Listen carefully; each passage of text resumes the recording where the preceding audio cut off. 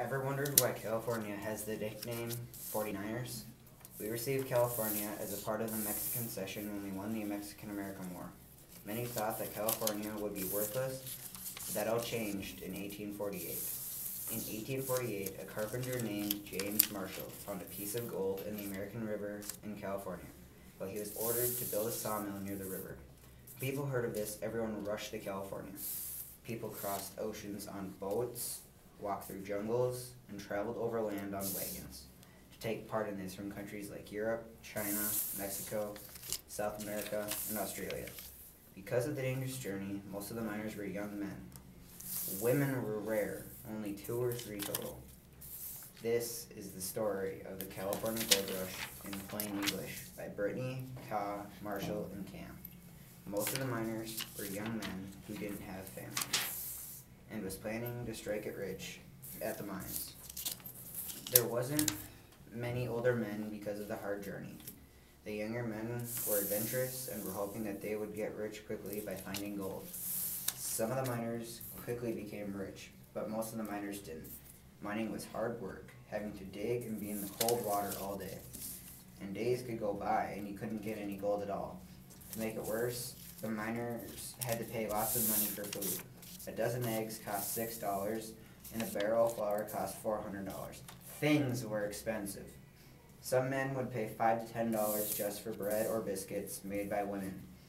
Because of the food being expensive, many miners finally got rich. But it also turned out that there wasn't as much gold as they thought there was going to be, and when more and more people arrived, it became even more difficult to find gold. Many that came to California spent their life savings to get there and find gold, but it didn't turn out how they liked it to be. Life in camps was scary. Since there was no laws to stop the men, they decided themselves on how to punish each other for crimes that they did. Many fought over lands that they thought were theirs, so there was murders, whippings, hangings, duels, and more harsh punishments. Not only were there violence, but people were also exhausted from the digging and not eating properly, damaging their health and spreading diseases throughout the camps.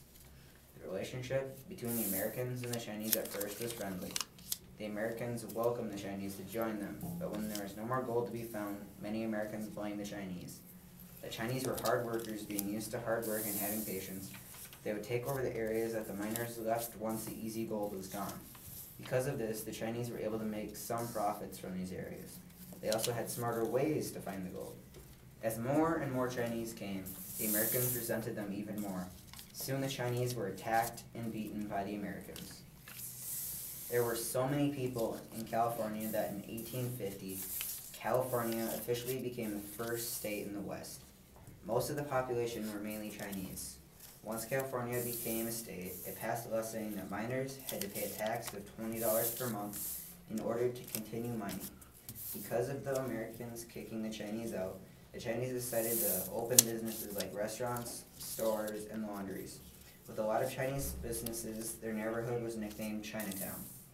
Many of the Chinese who came to California were peasants and farmers who came to get rich. There are a few Chinese who were able to get rich. The gold rush was a new start for them all. Soon there were over 20,000 Chinese who took part in the gold rush. The Chinese brought with them their arts, their tastes, their scents, and sounds, which made the West a more interesting place to live. The legacy of the gold rush was that since there were so many people, California quickly became the center area for banking, manufacturing, shipping, and trading. Though the gold rush was a great impact to California, it also impacted many Californios. Most of them lost their homes and reduced the Indian numbers down by quite a bit. Despite all of this, people spreading to California really helped support Manifest Destiny. If you don't know what Manifest Destiny is, it's the belief that the Americans had the right to spread the nation across North America.